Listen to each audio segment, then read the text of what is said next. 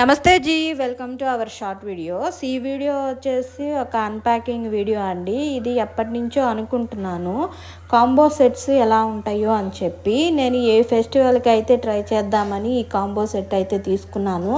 5 tops అయితే వచ్చాయండి and వీటి రివ్యూ అయితే ఈ వీడియోలో ఇవ్వబోతున్నాను.